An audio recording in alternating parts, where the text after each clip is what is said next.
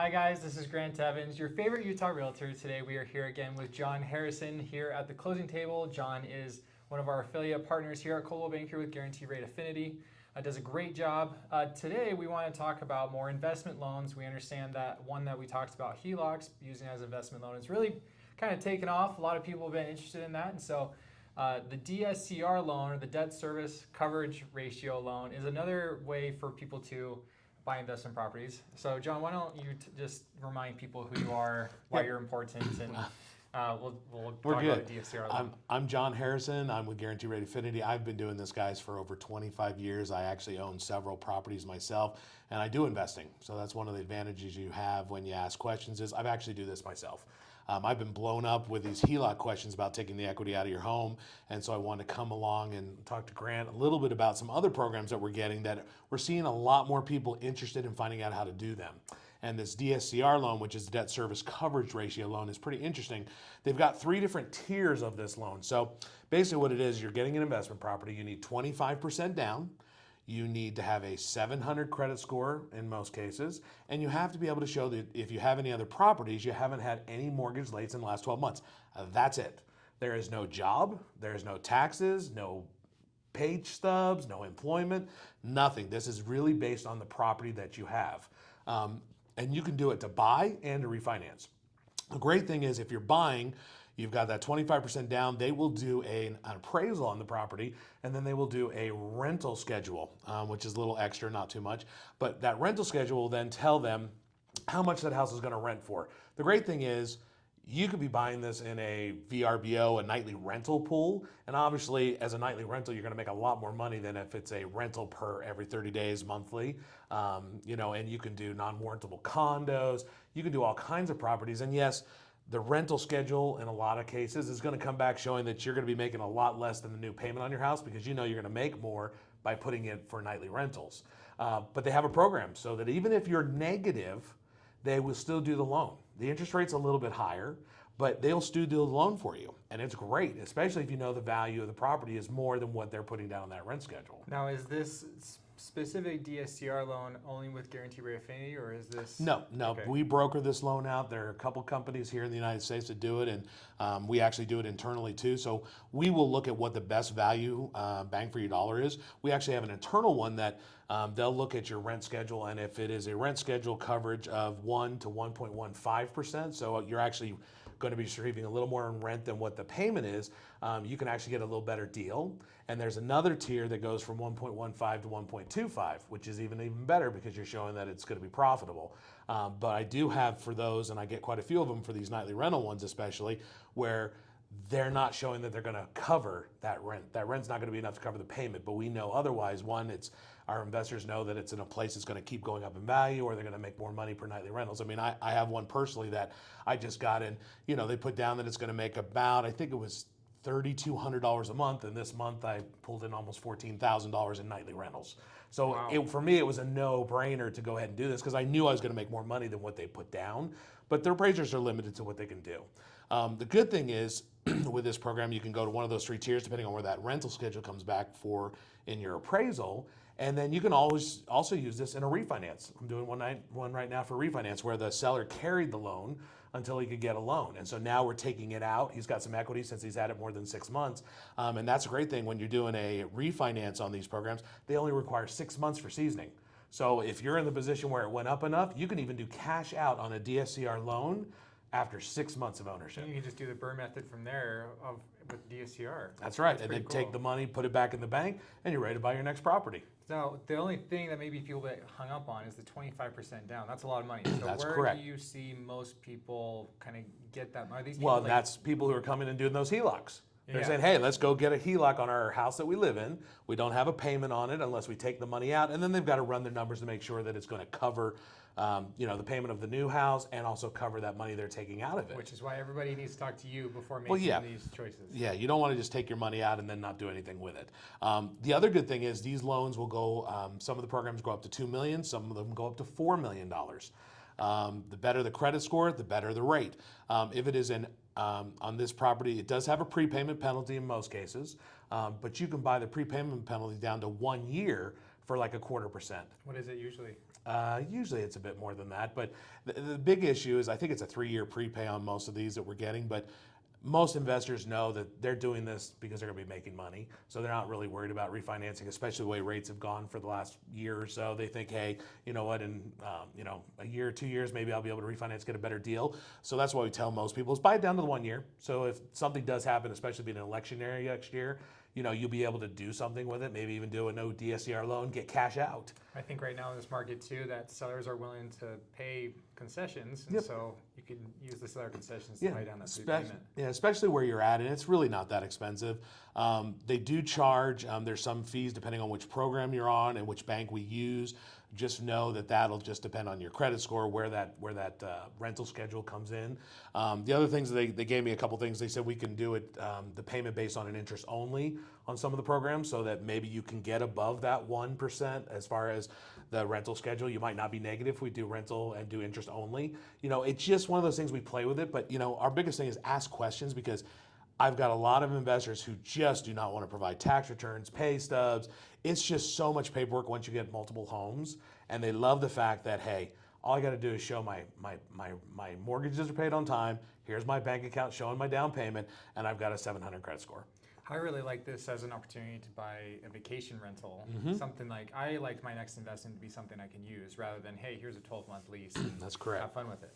Like, I like to buy something up near Bear Lake. Let's say I take a 25% down payment, get that money from my HELOC on my primary home, do the 25% down, do a DSCR loan, and then it just comes down to if the payment from the nightly rental, I guess from the appraiser, that would tell me if it would make sense or not to do it that way. Is that right? Yeah. I mean, basically, like I said, on my place, I just bought a cabin in Tennessee this last year. I knew projection of what people rent houses for, what my size of my house was for how many people could sleep in it, and I was able to project that, the rent, the appraiser saying, hey, you'll get $3,200 a month, and I'm like, well, I know I'm going to get more than that. I know I'm going to be at least double to triple that based on being able to how many people I can sleep, getting it in the area, and from the rentals that are around the area already that are rented. You can look all that up. And just find a good management company, and they can actually go through it with you. And I can talk about that with you too. It's just, there's lots of things to make sure you don't get in over your head. But also, if you look at it, even if you were in a position where maybe you're negative a couple $100, if you're going to be using that place as a vacation, well, most of the time you can't get into a place anyway where you want to go vacation when you want to go, unless you plan ahead by 6-12 months. So you're able to book that time out for your family and rent it around. That is nice. And so you go to Tennessee pretty often, right? I'll be in Tennessee in 2 weeks for a whole week and having all my family come and hang out. And I get there the day after renters leave, and I leave, and renters come the next day. And you already have a cleaner too. And I have the cleaning set up and everything done. So it's just another way, just you guys know that it's a great way to be able to get into a property. And like I said, use the equity line, get the money out of the existing house you have, use that equity to benefit you, to create your portfolio, to have a better life with your family. We know that, real estate's always going to be how you retire. If you want to retire wealthy, you buy real estate. It goes up, it goes down, but eventually it always comes around and continues to go up. So just to recap, to get a DSCR loan, it's 25% down, having a 700 or more credit score, is that right? Was there anything else on top of that I missed? Just showing that your mortgage, you haven't had mortgage rates in 12 months. And we do have a balloon. Nope, we do. Well, we have bank statements showing your down payment. Oh, okay. Wherever that's coming from. Right. And we do have a program that goes below 700. And then depending on the person, they might require a little more down, but they do have other programs too. So let's say I want to buy a cabin in Tahoe. Okay. Cabin in Tahoe is going to be, one luxurious one's going to be $2 to $4 million. And you said it goes up to 4. Yeah, it depends on the program, true. Now, me being let's say I'm an average Joe and I make $70,000 a year in my W-2 income. Would I still be able to qualify for that $4 million if you DSCR? can get the down payment? The That's 25%. what's going to kill you, is that 25% down payment. Okay. That's why most of the ones I see are usually under $1.5 million right now, but they will go up there if you've got the money. But the bank doesn't never worry about them making the payment of it. It's all based on... Why is there so much more flexibility with this versus like a regular conventional loan? One, you're paying a higher interest rate, and the other reason is they know they've got a good borrower. You're obviously buying an investment. In most cases, you already have another property that you live in or other homes, but they're looking at an issue of you're putting down 25%. So even if things kind of go south, they feel that they've got enough of a buffer that if you lost a home, that they'd be able to sell it and walk out and recoup their money. Whereas when we have more people need to do this. I want to do this on something. The thing is, when we had the crash in 07, 08, 09, people were overvalued. They'd gone 100% financing on their loans. So when values dropped 10, 25%, all of a sudden the banks were upside down. So they lost their shirts. And people walked. Yeah, which 'Cause there's I no mean, that's equity. not good. And if anybody's been following the housing market at all, I love right now Logan Montashami with Housing Wire. Great dude. I love listening to him. He's just saying like there's no crash right now. This is like the '08 bros, he calls them. Yeah. Not doing well. So if you guys are following the housing market, this is not '08. This is it's completely different for a lot of other reasons. Yeah. But what I was gonna go with that is it just seems like why doesn't everybody just do this? Yeah, most people don't know about it. And that's the other thing too is foreign nationals can do this loan. You can do this if you're, you have visas. I-10 loans can do this loan. They allow the condo hotels, which are basically your nightly rentals. It's just one of those things. It's just a great way to get into a property. Yes, the interest rate's a little bit higher, but if you can't do the loan another way and it's something you really want, you just need to be smart about your numbers. Do you know the interest rate as of today on the top of your head? I've got one in right now, and I believe the rate was around 8.3. Okay, so you're going to be paying. It's a 30-year You're fix. going to be paying almost 2% more than just like a conventional. Yeah, 6.5%. well, if you're looking at regular investment right now, you're probably only a point off. Yeah, no, Investments regular are 7. Yeah, seven regular investment is 7, so yeah. it really isn't that big of a difference.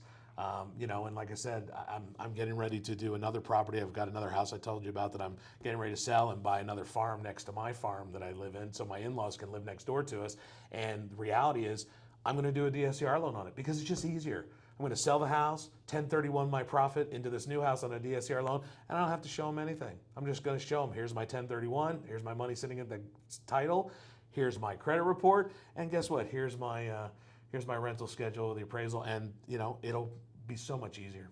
Now there will probably be a lot of people watching like me that are they themselves would love to do this, but maybe their partner or their spouse isn't totally on board with them. What advice would you give to them to try to get their partner or spouse involved? I'd always say talk to us, sit down, talk with us, or I can get you if you're in another state that I'm not personally licensed, I can get somebody on the team to talk to you about, but sit down and look at what you're trying to accomplish, where you're trying to do it, what are things renting for, what are you trying to accomplish, what really is the deal, to make sure that it's something that you can afford and you're not going to get yourself in a hole that you can't get out of. I mean, we always talk about, it's great buying real estate, but you need to be smart about it. Just take your time, don't be in a rush, and you know what, sometimes you won't get some of the properties. It just happens, but you want to be prepared for it. That's why we tell people, get the equity line lined up, then you start looking with your realtor, like Grant here, and you, when something comes up, we can run the numbers before you even put the offer in. Yeah. And that's the great thing is you can kind of know up front, okay, this is what it'll cost me, this is what it looks like I'll be able to make in rent. Am I comfortable? Well, you still want to get like pre-approved, like just buying your regular primary home. Just get pre-approved with an investment. That's say, correct. okay, what do I need to do to have my payment be $2,000 a month or whatever? Yep. And then We can pre-approve you and say, hey, you based on the money you can get off the HELOC or the payment of the HELOC or whatever, we can say, hey, you approved at $1 million. You're approved at $800,000 or $600,000. Depending where you are. There's still lots of places in the United States where I'm looking at that you can still buy a house for $200,000, $250,000. You can buy a nice place. It's just not in Utah. Yeah, no, definitely.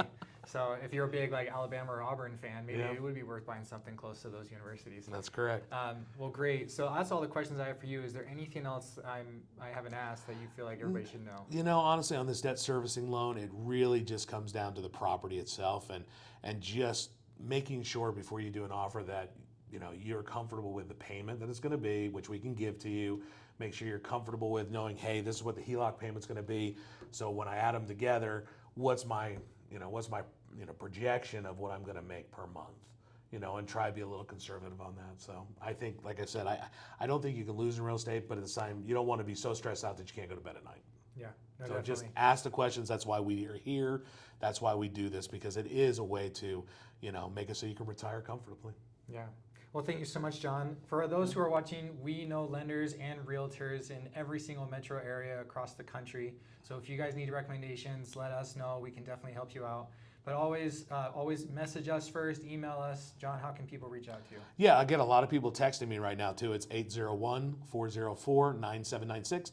Or you can email me at jharrison, HARRISON, at grate.com, and I will get back to you typically within 24 hours. And please make sure that we know where you're coming from, because there's been people that email us and we don't know where they're from. We don't know if they're here in Utah or if they're in North Carolina or something like that. But So we're in please tell us where Utah. you're from. We're in Utah Mountain Standard Time, so know your time frames too. If anybody wants to reach out to me, my email is grant.evans@cb, like Coldwell Banker, realty.com. You can also text me or call me at 385-685-8205. I prefer text just because right now I'm getting a lot of spam calls. And so if I don't know the number, it's going to be really difficult for me to answer it. Unless you text me, then I'll answer right away. Great. So great. Thank you, John. I appreciate it. No, thanks, for Grant. watching.